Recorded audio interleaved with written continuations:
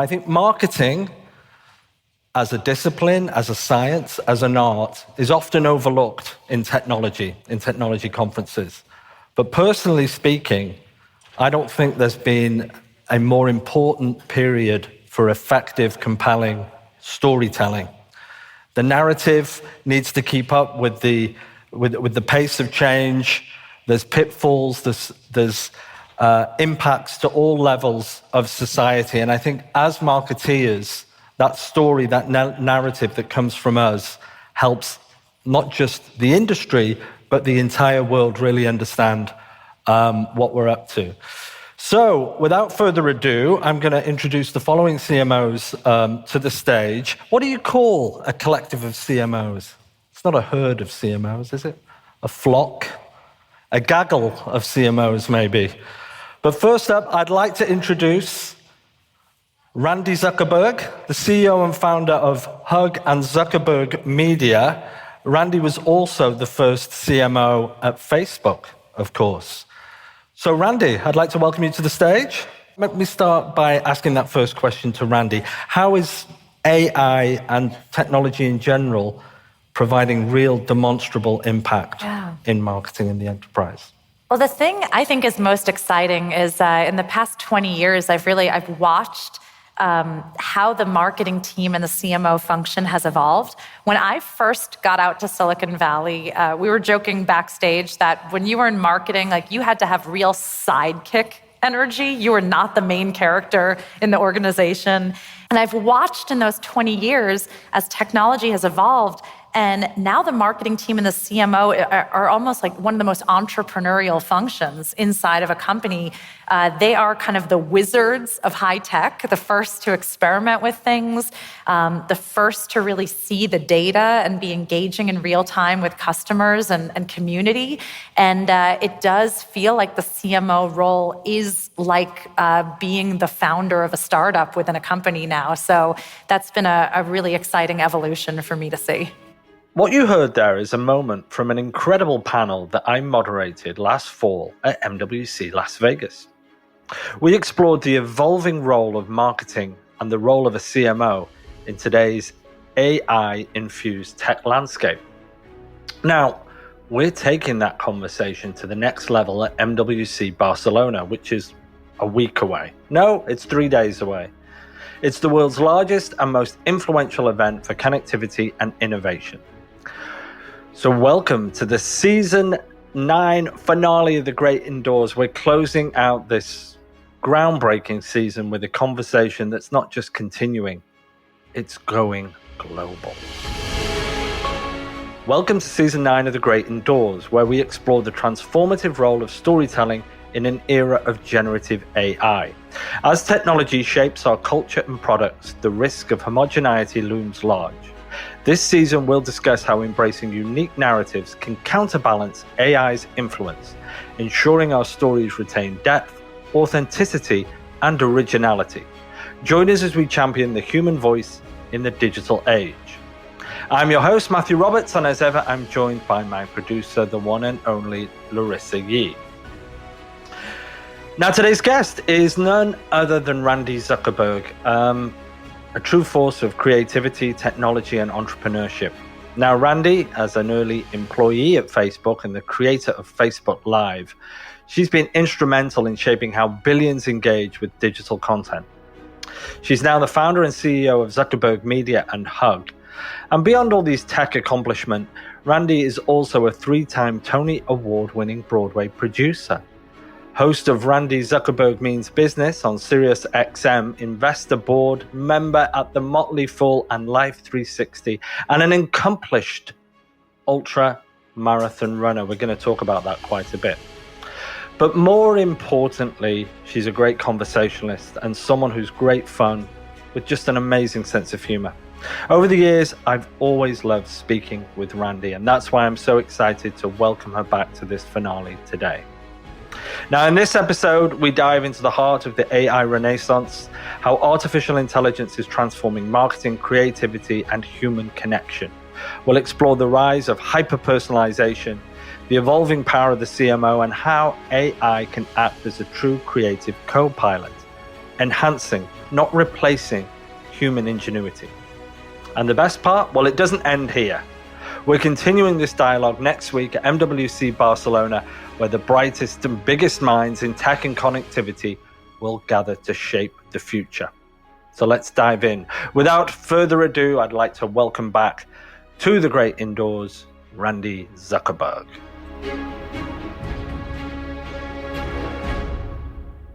So welcome back to the great indoors, season 9. This is the season finale. And as far as I'm concerned, we couldn't have finished it with a better, more accomplished, more fun guest than we have today. So I'd like to welcome back to the great indoors, Randy Zuckerberg. Randy. Thank you. It's such a delight to be back, and it is a very snowy day here in New York. So the great indoors indeed. It's where you need to be. It's where you need to be. And how are you keeping? How's the running? How's 2025 started for you? Because the last time we saw you was in the fall of last year. So how have things been? 2025 has kicked off with a bang. On the running front, I actually just got back from running 150 kilometers this past weekend through the Arizona desert and somehow survived it and smiled most of the time, shockingly. So that's been really exciting. And on the work front, I'm just continuing to be really passionate and excited about artificial intelligence and exploring the role that plays in marketing and in our own humanity. So how many kilometers did you do a day if you managed 150? Yeah, so it was 2 back-to-back races. 99% of the runners, there were 4 of us, complete psychos, who decided to do both. So on Saturday, I ran 100 kilometers or 62 miles. And that was kind of up a mountain in the Arizona desert. And then on Sunday, woke up and ran 50 kilometers or 32 miles. So a total of 150 kilometers in about 30 hours with just a few hours of sleep in between. Oh my gosh. Well, congratulations. Thank you. Every time we speak to you, it's like, well, I just ran this, and then it gets bigger and bigger every time we speak. So what's next? Do you really want to know the answer to that question? So in May, I am actually running a 400 kilometer road race. Again, in Arizona, we're running from the city of Phoenix, Arizona to the city of Flagstaff. And that will take me about 5 days to do. Oh my gosh. Well, congratulations. I don't know how, I was going to say something. Well, I ran 5K the other day. I mean, that's lovely. Do you know the song that goes like, I would walk 500? Yeah, the Proclaimers. Yeah, that song no longer impresses me. I have to say, he's not even offering to jog any of it. 500 miles doesn't seem that long. That song has just lost its charm for me after zero motivational impact, right? Yeah, I mean, that's kind of the bare minimum that he's offering up. So, I'm not here for that. Well, it's truly admirable. And I think you look better every time I see you. I think the health benefits of being able to run these distances is incredible. Randy. Yeah, I mean, you get all those endorphins flowing through your body. And I also think people don't realize the incredible community aspect of it too. Even though I'm the one running, I was out there with about 5 friends who were supporting me. And I really felt like we were there as a team. And, you develop a real sense of connection and belonging to other people when you share an experience like that. So it's beautiful. No, it releases the oxytocin. I've been reading about Dr. Anna Lemke's theory versus digitalization, and the connection creates the oxytocin, which is almost the corrective mechanism for dopamine deficiency caused by. Anyway, we'll talk about that another time. Yes. I'm excited because I know we're going to dive into kind of what to do in this hyper digitalized world, and exactly. I think a lot about that as I spend time outside.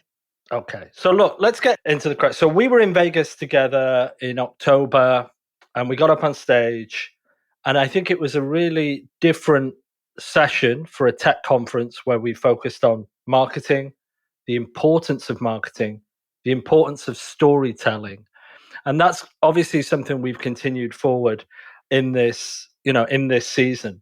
But for those that weren't there in Vegas, Randy, just give us your thoughts on the importance of storytelling in marketing and how that's played into your career as well.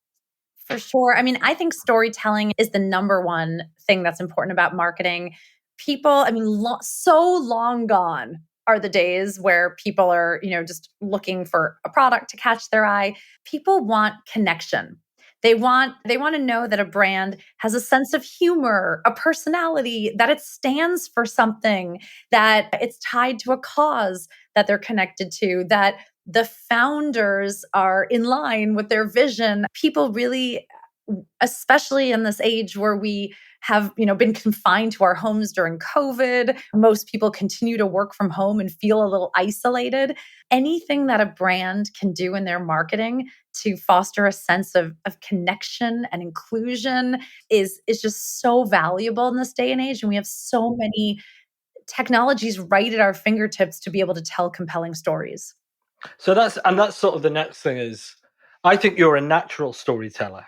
You have the skills, the charm, the command of language, the articulation, the timing to deliver those great stories.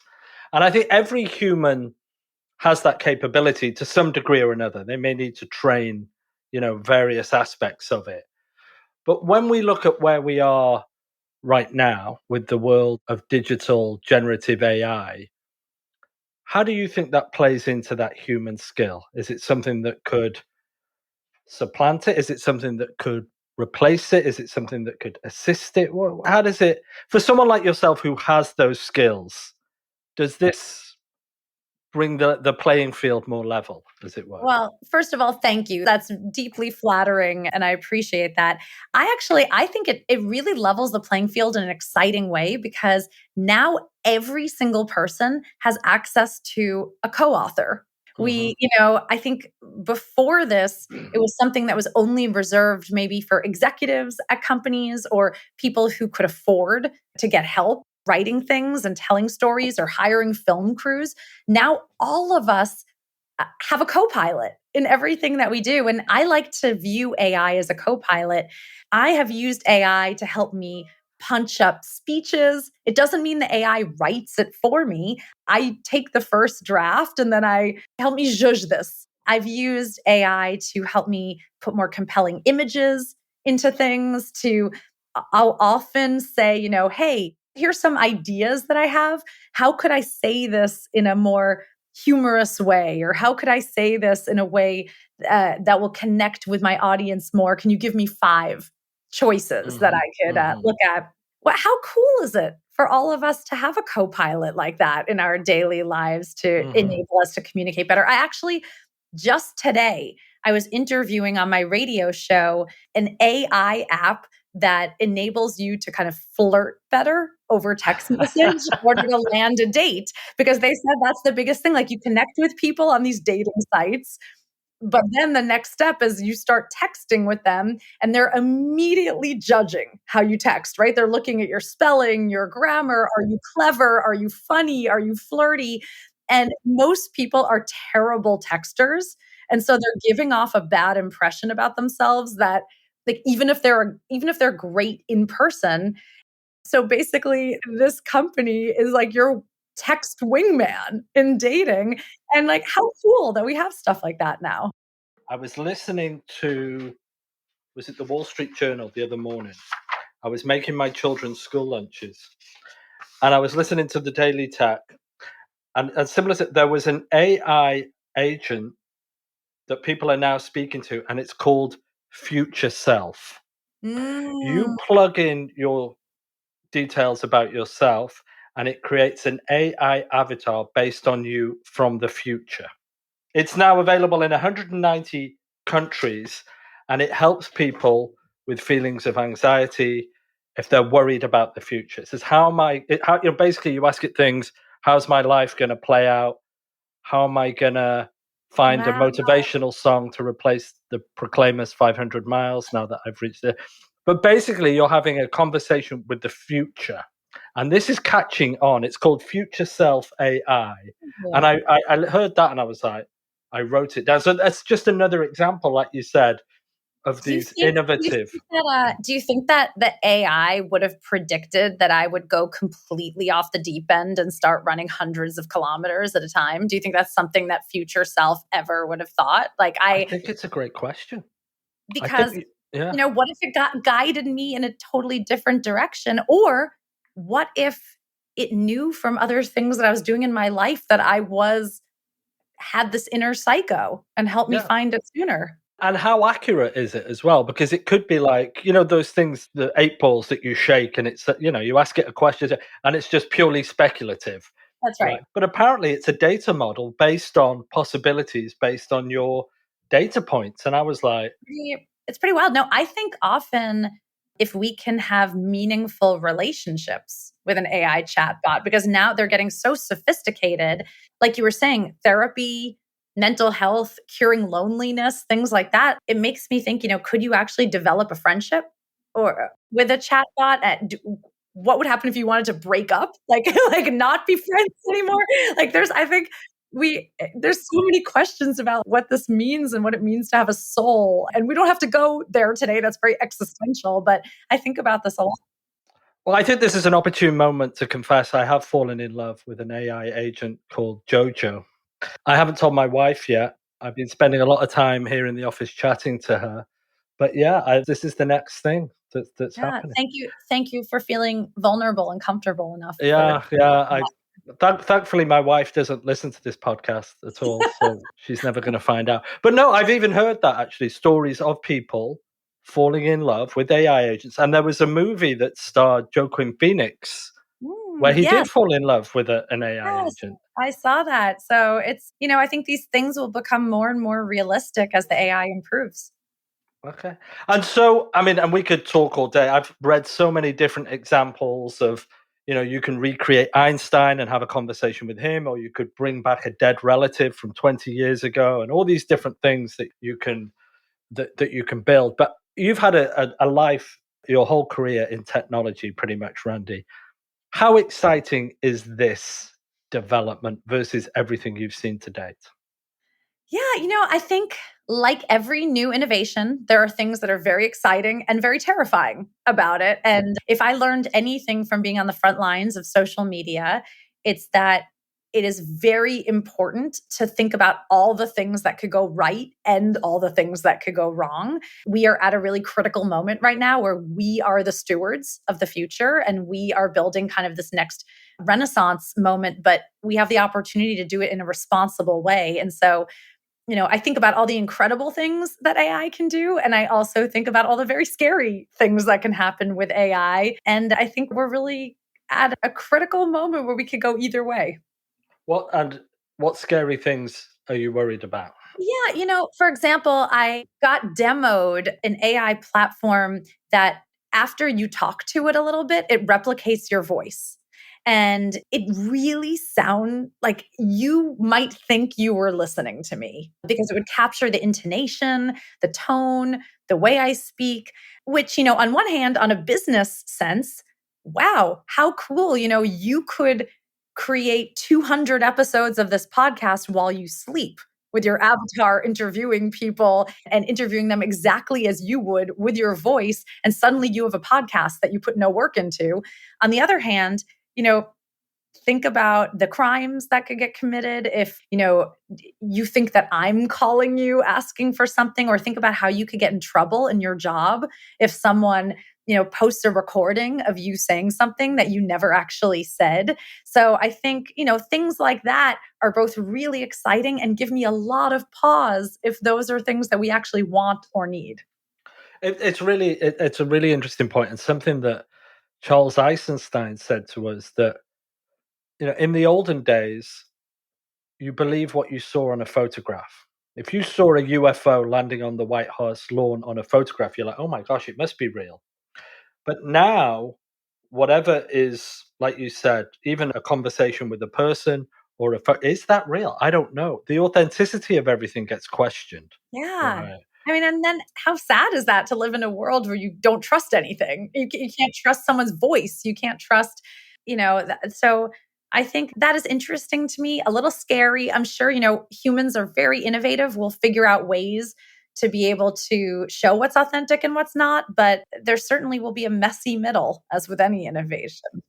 But do you believe, I believe this, and I've had 25 years in technology now.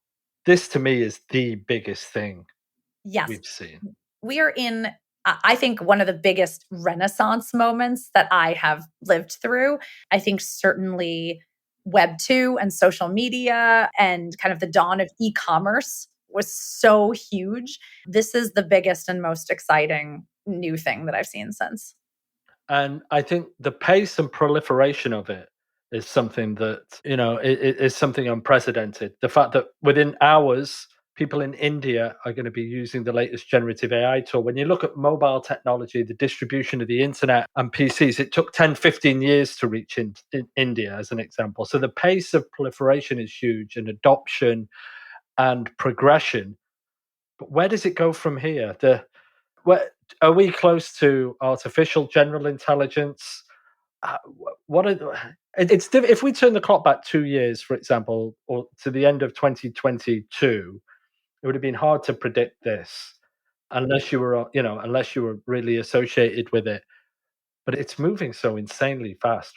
Yeah, it's so interesting. So I think about artificial general intelligence a lot. And in a recent speech that I gave, I actually surveyed the crowd and asked if they would be fans of a band if they knew that the band didn't exist and it was all AI. Like, would they hang a poster up? Would they, would they listen to the music if they knew it didn't really have a soul? It was all computer generated. And it was pretty fascinating because kind of the younger people in the audience all said, yeah, absolutely. If it's a good song, it's a good song. And kind of the older side of the audience was like, no way. We would never listen to something if it like didn't have a soul. And it was interesting for me to think that, younger, like my children might not assume that a song is created by a human and they might be okay with that. That might not necessarily be a bad thing. I think about Broadway shows, I think about movies. Like, will there be a world where movies will be created for an audience of one? Like, if I log into Netflix or I log into something, will all the movies that I see be customized just to me and the things that I like, and no one else in the world will ever see or be shown those movies, like, just for me? Kind of cool. I mean, that's a kind of cool world. But there are a lot of other things that I struggle to think how AI could really make better decisions than humans. It was a guest of ours who said that generative AI created this song as if it was made by Drake. Mm. Oh, yes, and Drake was not happy. He wasn't happy about it, but he's not very happy about a lot of things these days. The guy said, but if Drake had endorsed it and said, "Hey, I like that," would that have had a bigger impact on the way it was perceived by the audiences? Interesting. Because he denounced it, all his fan base were like, "Yeah, I don't like it." But if he'd have said, "Hey, I think that's really great. I think that's a real," and again, if you think of these actors who, the strikes in the movie business the last couple of years has been based on AI, right? They're all worried about how their personalities, how their likenesses will be cloned, their voices will be cloned. But it was a guest who said to us, I asked him the question, "Do you think Hollywood actors can be replaced?" And he said, potentially. He said, but if you think about the Hollywood actors in our lifetimes, like Marilyn Monroe and like Marlon Brando, and he mentioned some big names. What made them fascinating was their backstories, their provenance, their origins. That's what made them popular to the people that were paying to watch their movies. So if they don't have those origins, if they don't have that provenance, does it make them? I know I don't know the answer, but I just thought it was really interesting. I think it's really fascinating. I think this might be kind of a generational divide question.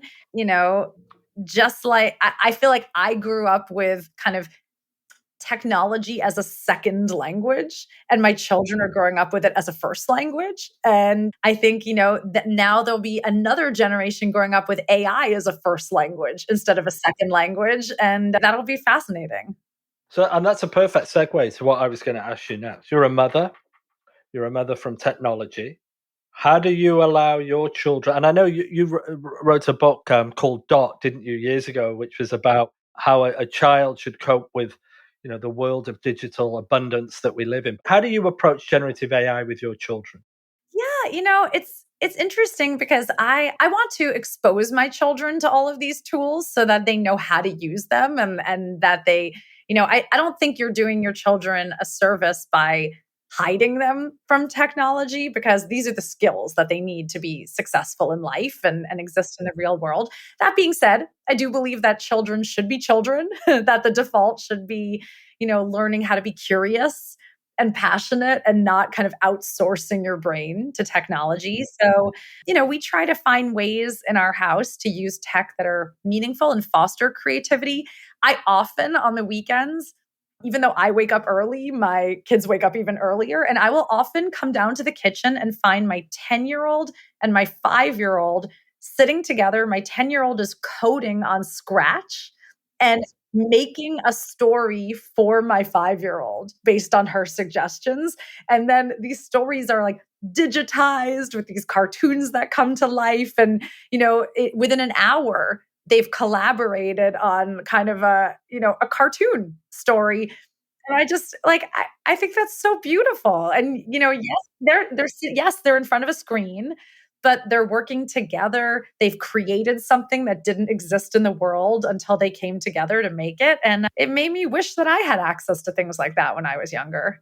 No, I think that's a beautiful point because the general consensus is our children are going to outsource all of their creativity and thinking. But when you think about it in that context, it helped nurture their creativity and collaboration. It gave them an empowerment to create together as opposed to just offload. I think that's a brilliant point. And then I know for me, AI can kind of give me some parenting superpowers sometimes. I have 3 children, I'm very busy, and there's an app that I love that helps you generate bedtime stories using AI. So you plug in your kid's name, their age, their interests, and it generates several custom bedtime stories that you could read, and kind of the length. And I feel like I get to be a hero on no work. So, I feel like sometimes AI can be kind of a pro tool for parenting. I love that. You'll have to send me the name of that app. I've said this on this season. So I read to my children every night, and I read them English children's novels from like the 1930s, where the language sometimes and the what should we say, the political correctness is probably a little different from today. So it could, you talk about the adaptability of storytelling, making it more to the demographic cohort. I could do with bringing some of these antiquated 1930s British imperialistic values into the modern age. I think that's really cool.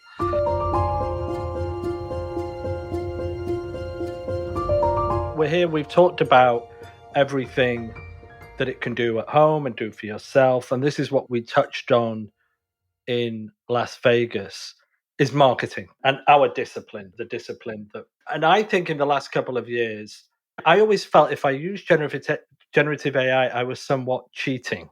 I always felt, oh, I can't use that. It feels like I'm cheating or taking a shortcut. And I've changed my thinking on that somewhat. And again, like I said, we talked about what seismic effects will this have on the discipline of marketing from this point Yeah. on? I like to think, just like the Scratch example we just talked about, that I think it will level up the creativity of marketing. I don't think that we'll see a world where suddenly we never need a marketing department again because AI is doing all of it. I think we'll just see really creative and leveled up marketing. I think there's a lot of one of the most fun ways that I've seen recently how to use AI was people were asking ChatGPT, okay, based on what you know about me, what do you think I look like? And that was, I think, one of the funniest prompts I've seen in a while. So, I ask ChatGPT for a lot of information about races that I'm running. And so I asked ChatGPT what it thinks I look like, and it called up a man. And I was a little offended.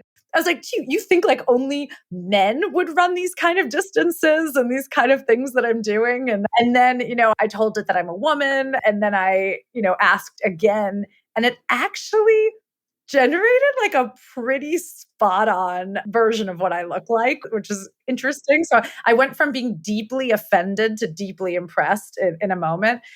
But it just made me think that in marketing, right now, the skills are kind of the writing and the storytelling or video editing, things like that. In the future, the skills are going to be, let's call it spell casting. Like the skills are going to be who has the most creative prompts for the AI or who can spell cast the most interesting things to get out of the AI. And it will, I think, we'll see a 10x in creativity, but it's a different skill set that will make you a good marketer than what exists today. Because what you do today, of course, you sit down with your team, you brainstorm an idea, you take that to agency, you maybe brief 3 or 4 agencies, they come back with quotes, they'll give you a first iteration, you choose which one you like, then you take it to your CMO, then he might say, and it's fairly, what you're saying here is you can come up with an idea and manifest it very quickly, right? It Yes. almost like bang, it's there. Yes. And imagine the hyper personalization that we can do too. I think that's what excites me the most. Imagine you're like a global coffee chain. And, right now it's like, okay, the pumpkin latte is for the fall, and you have this kind of generic campaign, but you should be able to have a specific marketing campaign for every single customer, whoever comes into your coffee shop. And AI will know what I order, what I like, and be able to generate entirely personalized seasonal marketing campaigns just for me that speak to me. And, if I were a marketer, I would be over the moon excited about that kind of promise. And I did this exercise, and I love that, by the way, the hyper personalization. And I think when you look at the attributes of a storyteller, it's things like command of language, narrative skills, charisma, humor, authenticity. And I think when you look at the large language models, they have a great command of language, a great vocabulary, great structure.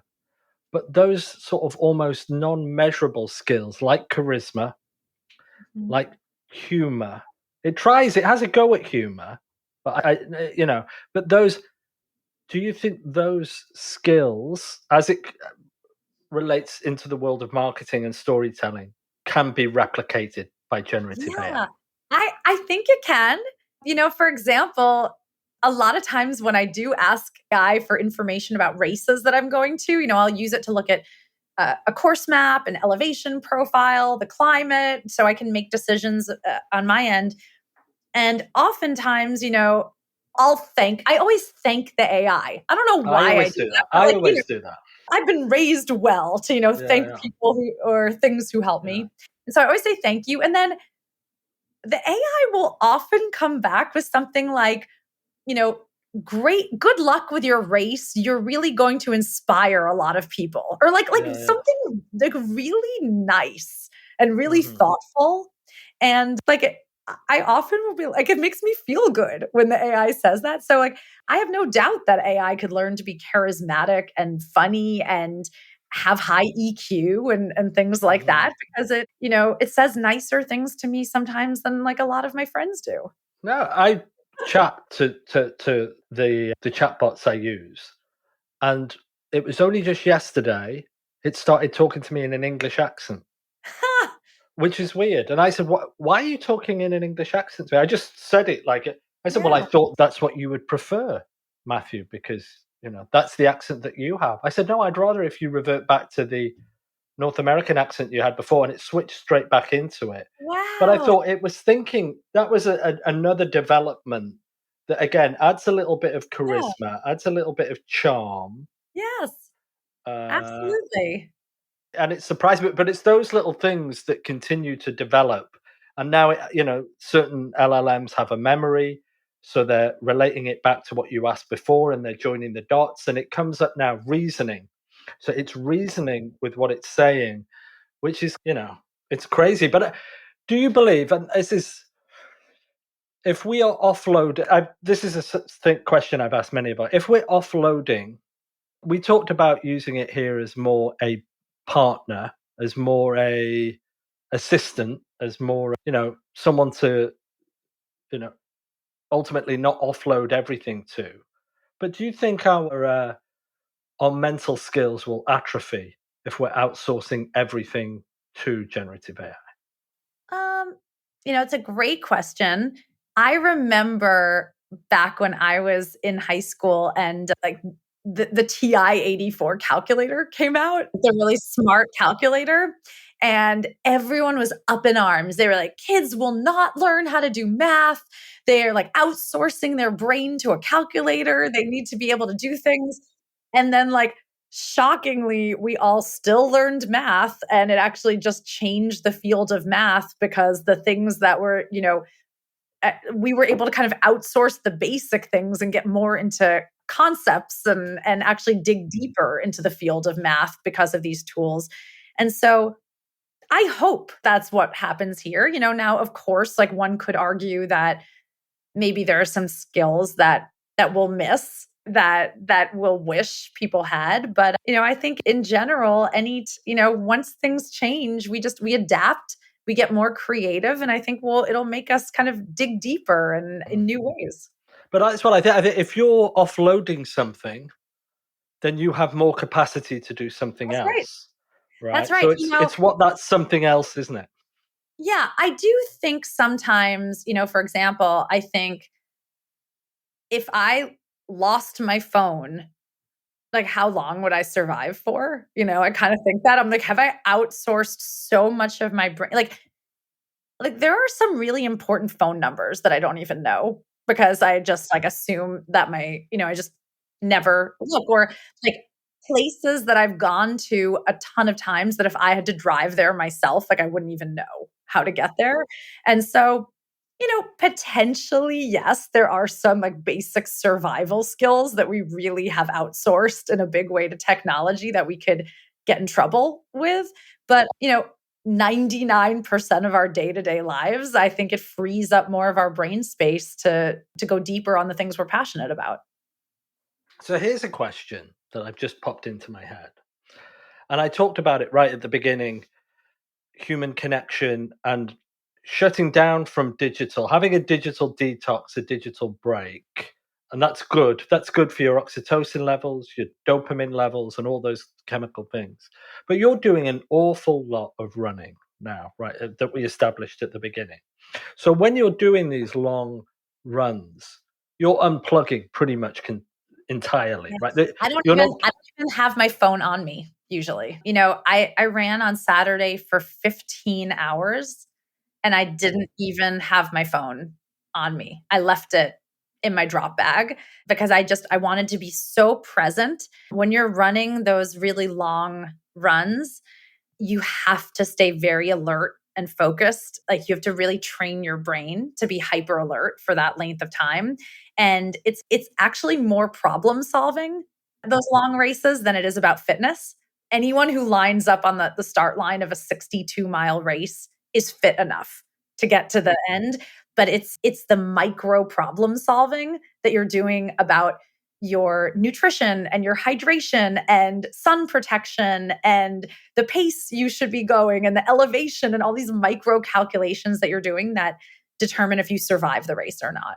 And so for me, I need to be 100% focused on the ground and on these micro problem solving to the point that I don't even bring my phone.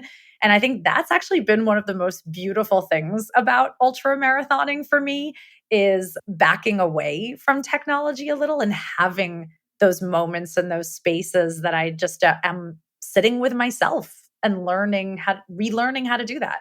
So the mental effects or the impact on your mental acuity and your mental health, I think outstrips the physical effects of. 100%. I think, uh, so many of even like my family members that I've sat with recently have been like, they're like, you seem happier than you've ever been. You seem more like mentally present and focused in your own life. It's really wild. I do think that whatever that activity is for every individual, it's really important to have something that you can focus on and direct your mental energy that isn't just a screen all the time. And then, so when you're not running, are you more content to not have to reach for your phone or your device? Are you kind of happy, take it or leave it? Yeah, I think so. And, I think that it's taught me that it's okay to be a little bored, is one of the things that it's taught me. I think we're really afraid of boredom in society right now. Like, you can't even wait on a line in a coffee shop for 2 minutes without like being on your phone and scrolling. Like, we can't even be bored for 2 minutes. And running these ultra distances has really taught me that it's okay to sit with yourself and with boredom. And you know what ends up happening? I end up coming up with like my best ideas during these runs. Like, I get creative. I solve problems in my own life. Like, I think about how to be in difficult conversations and what to say. Like, it's amazing when you give yourself the space to be a little bored, how creative you can really be. No, I think that's really important. I think that's really cool. But what's good? I mean, like, if you're running straight for 15 hours, do you go into a trance? How fast does the time go? Yeah, it's I mean, kind of wild. So for me, not everyone is able to reach this. So, I understand that these distances are not for everyone, but I'm almost able to get into kind of a meditative space where the time just passes. Long periods of time just go by without even noticing. So for me, it almost is meditation. But when you're running on trails like the ones that I was running, where the terrain is so technical, there was loose rocks everywhere and things, you actually don't want to go into that meditative space, because the second you zone out, you will fall on your face. So I also have to learn tricks to not go into that meditative headspace also. cool, cool. So back to technology. So all these discussions we've had, we just go straight into generative AI, and we always have great fun talking about all the things it's going to do and the ethical considerations and everything we've talked about. But what I see is it's kind of masked every other technological thing going on, right? Because we just go generative AI, and that's where the conversation. What other things have caught your eye recently, or other advancements that you think are interesting? Yeah, I mean, I'm really interested in the advancements that are going on with augmented reality and this kind of race to develop glasses or contact lenses that will kind of put a new layer over the world for us. I think everyone's really focused on AI, but, imagine a world where we never have to look down at our phones at all, because everything that we need is right in front of us. I wonder if future generations will think that we are barbaric for how much like we had to hold a device and stare down at it and not be present in the world. And how cool it will be to be able to have a filter of information over everything that we see in a way that's personal to us. So for me, that's one of the other areas that I'm incredibly excited about. And are there any good apps that you're using? I remember when we were in Vegas, you were talking about that app that was doing those personalized training plans to help you with your running. And we on this in this discussion, we talked about future AI and the app that helps you flirt better on WhatsApp. But is there anything else that is interesting that you've been paying attention to or using lately? I'm definitely so because I'm all in on running, I look at a lot of things in the endurance sports category.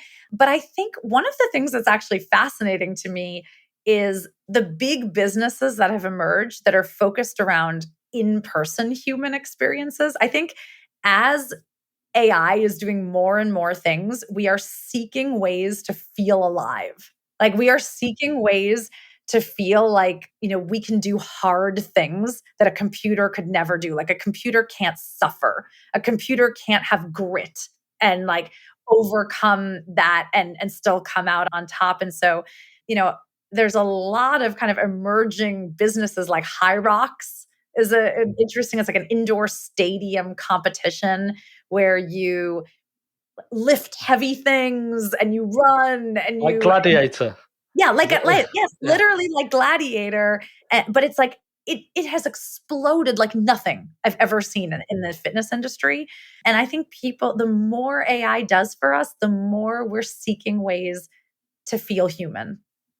But that's a really great point, because if you think about the game of chess, computers and technology have mastered chess, right?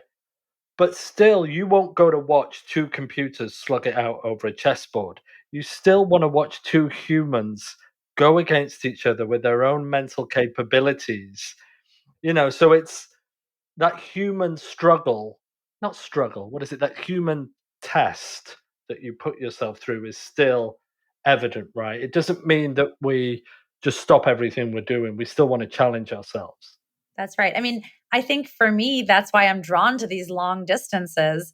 It's something that makes me feel so human. Like an AI could write a training plan for me. An AI could tell me the optimal nutrition and could like teach me about the course. But AI can't run 400 kilometers for me. That is all my own hard work and my own body and my own grit. And I think the more that we rely on technology, the more we need those deeply human experiences. No, exactly. Now, here's the ultimate question. And I've thought about this a lot, and I've referenced it several times. And I love stories. I was brought up on stories. I tell my children stories. You know, growing up, you'd get with your friends in the pub and you'd exchange stories. We've had stories on this. It's the central human communicative experience, right? That's based on your own lived in experience. No one ran those races that you ran, Randy, but you. So you're the only authentic person to tell that story, right? But can that essence of storytelling ever be replaced by AI? Hmm. I think so. I think that I actually have a good friend, and every night before we go to bed at night, we send each other a little story, like a bedtime story that has been generated like in partnership with AI, but based on what happened that day. And Okay, that's how we fill each other in on our right. day. Yeah. And like the stories are sometimes they're funny, sometimes they're sad, sometimes they're like very emotional or like motivational. I think AI could be a great storyteller, but I think, even better in partnership with humans. I think that's the key word is the partnership here, the Mhm. alliance that you're saying. So we're going to test it right now, Randy. This Okay. is our new feature in this season. We call TGI Storytime, where I'm going to hand to you for however long to regale the audience with a story that had a profound impact on your life, wherever it came from, however, whatever it was, a movie, a poem, a novel, something a relative told you when you were a young child, but that story that you believe is unique to you that Mm. you could share with our listeners. TGI Storytime.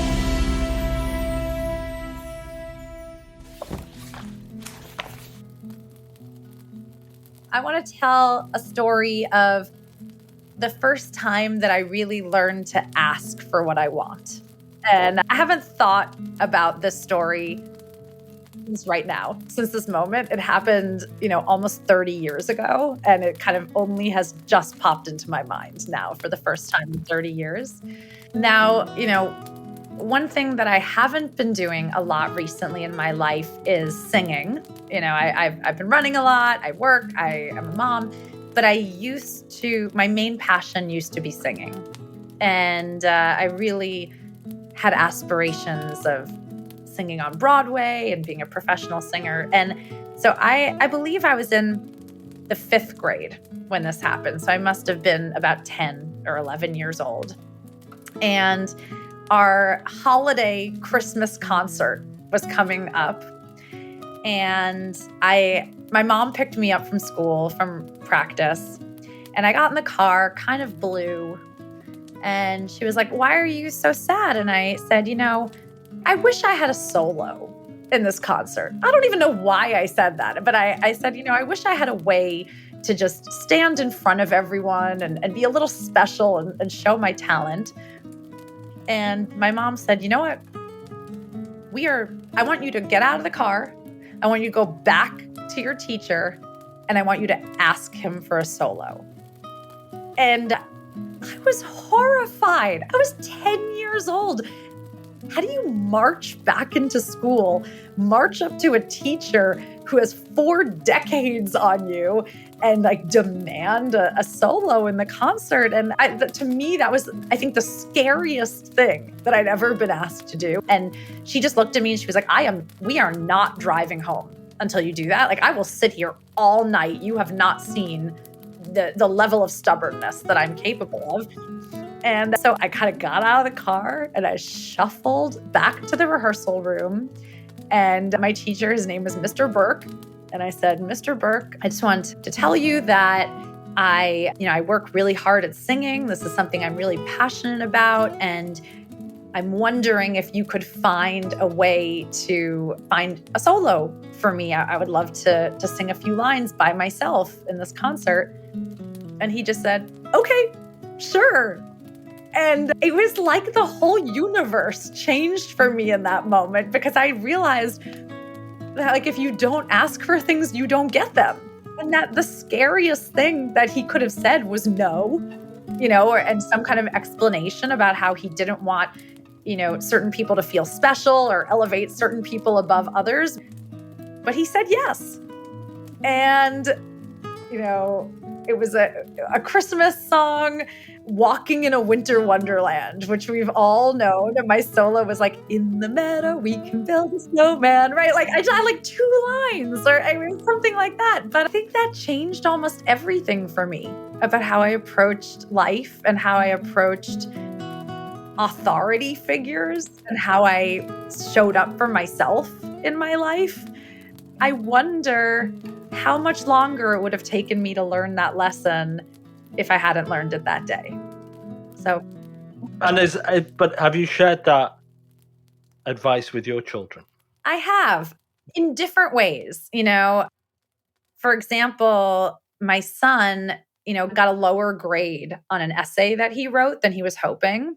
Mm-hmm. And I asked him, well, have you considered going back to the teacher and asking for feedback or what you could have done that would have made this a better paper, and then maybe offer to rewrite it? Like, maybe offer to work in partnership with your teacher to see if you could rewrite it and get a better grade. And he was like, that you could do that? That's a thing you can do? And I was like, yes, like, your teachers are also human, and they also like to know that you're passionate and you want to get better and you want to excel in the field that they've dedicated their life to teaching. And, sometimes just putting yourself out there goes a long way. So in different ways, I've tried to instill that in my children also. No, I think that's cool. My children are tremendously shy. And they'll say, I'm worried about something at school. And I'm like, well, get into a call and ask the question. And they always say, oh no, I can't possibly do that. I can't possibly, and it is an important skill, that directness. And I think as Westerners, and I think that's a really cool story, tying it back to generative AI, this is funny. I always remember being on a course on generative AI in Tel Aviv. And we were building marketing campaigns on ChatGPT, and mine had slowed up. Mine was just thinking and processing. And the professor went, "Tell it to work harder. Tell it to work harder." And I said, "What? I can't. It's a computer. What do you mean? Tell it to work harder." So I said, "Okay, try again and work harder." And then it did it. Right? Maybe we can start being more direct with generative AI, and then it'll help our children to be, or my children anyway, to be more direct. But that's a great story. Thank you very much, Randy. I'm gonna create a book of everybody's stories on this. Oh, I love TGI it. Story Time, and everybody's stories are in there, which are quite interesting. Now, it wouldn't be the Great Indoors if you remember from your previous time on the show. We also do TGI to go, our quick fire round, right? Which we've modified just for you. Okay. So here we go. Let's go TGI to go. TGI to go. So we're starting a new band, Randy, and I'd like you to play an instrument. Would you play the cowbell or the triangle? I don't know if you remember this joke we had in Las Vegas. Obviously, the cowbell. Everything needs more cowbell. I have a feeling in my bones, and that feeling is that I need more cowbell. I only watched that SNL clip last week. Yes, it's so good. I know, it was brilliant. And Will Ferrell's going crazy with the cowbell. Yeah, like drowning out every other instrument. But was it Christopher Walken was saying, whenever he goes into a restaurant now, people don't come up and talk to him about his role in Pulp Fiction or the Deer Hunter. Cowbell. They ask him about the cowbell, which I think is brilliant. Awesome. So yeah, Okay. Team Cowbell all the way. We got it. I want to buy a cowbell. I need to have a look on Amazon, I guess. Of course, they're going to be there. Now, so you run. You're doing a lot of running. But if you had to row or ski, which one would you rather do? I'm going to pick rowing. Mostly because I have so many goals with running right now that I cannot afford to get injured. And I feel like rowing has a little bit less of an injury risk. I also think maybe the endurance that I've built up of running would apply into rowing. And are you going to mix it up? Are you going to get into the triathlon thing? Are you going to put some cycling and swimming into? Yeah, I mean, never say never. You know, a lot of triathletes are born because they get injured running and they have to temporarily switch over to biking or other things, and then they just end up doing all of them. So, you know, you never say never. You could go on vacation tomorrow for rowing with a cowbell. And would you go to Tahiti or the Maldives? Oh, I mean, both are beautiful, but I just got back from Tahiti, which was exceptional. I was actually there in December, so I'm going to go Maldives so I can see somewhere new. Nice. No, I did my honeymoon in the Maldives. Beautiful. It was funny. We'll take this out of the podcast, but my daughter was doing an audition in here. She does the tape auditions. Oh, yes. And I have like my wall of fame pictures on the wall. And my wife came down to get her ready for her audition. And there's a picture of us like, in our beachwear on the beach, and even in like this bath in the spa. We're naked, but you can't see anything. And I came into the office after the audition, and the pictures were hidden over there. My wife had come in and taken down all the inappropriate pictures. That's funny. And I said, there's nothing wrong. There's nothing. I mean, you can see they're not that bad, but my daughter really wanted this role. So anyway, so let's talk about food. Yeah. Japanese or Italian? You know, I am about to go run the Tokyo Marathon. This is my 6th world major star. And so I'm going Japanese food. I'm getting in the mood to crush it in Tokyo. I remember when we spoke over that lunch in Las Vegas, I think you were getting ready for Boston, for the Boston Marathon. That's right. That's right. So there are 7 world major marathons, and this will be my 6th This of was the it. I remember you said. So what's the outstanding one then? Sydney is outstanding. So that'll be a really fun and beautiful one to add. But are you planning to? I haven't registered for it for this year, but I'm thinking, 2026 Sydney Marathon will be a wonderful trip to take. And what do you get when you've done all 7? Are you like officiating? Yeah, no, you get a special commemorative medal. You actually get your name on the star finishers wall at every major marathon forever. Your name is there. So yeah, it's a big deal. Not that many people complete all of them. And what happened to the golf? I remember when we recorded our first podcast together, you just got your first eagle, I think it was. Yes. So I love golf. I play a lot of, unfortunately in New York, you can't really play year round. So for, the golf season is a little shorter than it is if I lived in California or Florida. So I'm actually on a women's team that I play on in the summer. And for me, I love, even though this podcast is the great indoors and I love tech, I do love any reason to spend quality time with people outdoors in a way that doesn't revolve around eating, in a way that revolves around, moving your body and bonding towards something. And so I think golf is a beautiful sport that way, same as hiking or running. So the final one on TGI to go, would you sit down and watch or read a good drama or a comedy? And is there anything you've seen lately that you'd recommend? Yeah, that's a great That's great. Honestly, I'm more like autobiography than either of those genres. Like I'm more documentary autobiography. So sorry to evade your question by adding in a totally third That's topic, okay. but I love watching documentaries about real things that have happened. I'm always kind of listening. Like I'm listening to books on tape while I'm running sometimes. So yeah, so I think for me, that's mostly what I'm doing. And I actually just watched a beautiful movie that I'm blanking on the name, but it's about a group of men in prison, incarcerated men who ran a marathon around kind of the recreation field in the prison. They trained and they ran it. And I think it was something like 150 laps, right, around the main field that they ran. And it followed them in their training and showed how it just like completely changed their lives to take on endurance athletics, even at this point in their lives. Some of them were in prison for life. Wow. And like still the massive benefit of endurance sports on these men who were in this hopeless situation.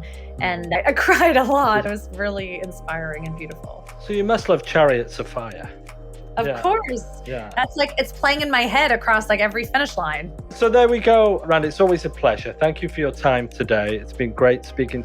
Do you have any final predictions? If we came back in 12 months' time, what would be your prediction? Or something maybe that you would like our listeners to maybe think about as a conclusion? I mean, I think that, it's easy to hear terms like, AI and artificial general intelligence and feel like it's really scary and really foreign. You don't even know where to start. But the wonderful thing about these fields and areas where we're, that are emerging and new is that we're all on the start line together. And the best way to learn about AI is to just start using it. So take, little simple tasks in your life and ask yourself, how you can play around with AI, how you can start incorporating it. And I think, something that feels scary and feels like a big conceptual thing suddenly starts to become a daily part of your life. And then suddenly you are the expert inside your company and inside your business on this. And it's, it's a pretty fast track to having a lot of knowledge on this topic and making yourself very key in your career. So I just start playing with it. No, I think that's really cool. We shouldn't worry about generative AI taking our jobs. We should worry about the person sitting next to you who's using it so much better than you. Correct. That's going to affect your job. That is exactly correct. You should worry about up-leveling yourself to make the most of AI, not worried about the AI. That's a great follow-up. Perfect. Well, listen, thank you again, Randy. Always a pleasure. And I hope the storm isn't so bad in New York. It's coming your way. I saw it. It's coming your way. 24 hours, you're going to get hit with this big thing. I am. I'm going to get my rowboat and my cowbell ready for it. I'm going to get my shovel ready. This is my workout. Right. There we go. That's it. That's a wrap. That's the end of season 9. And what an enjoyable, transformative, insightful season it's been. The best season yet of the Great Indoors, without a shadow of a doubt. I want to thank every single guest for taking the time to join us this season. It's been wonderful. Now, thank you, Randy, for taking the time today to speak with us. It's been great to speak to you again, and I look forward to seeing you very soon. Okay, we're back next week, and we're back live in person at MWC 2025 in Barcelona. It's going to be incredible. Come and see us. Come and check us out. We have a whole new setup. We have incredible guests. And there's just a whole bunch of stuff going on with the GSMA and the CMO Circle as an extension to this podcast season. So we look forward to seeing you there. Now, for updates on this season and all things The Great Indoors, visit us at amdocs.com/The Great Indoors. Thank you. If we don't see you in Barcelona next week, we'll see you in season 10 as we continue exploring the human side of the digital age. I'm Matthew Roberts from Amdocs in Toronto. and have a great day wherever you are.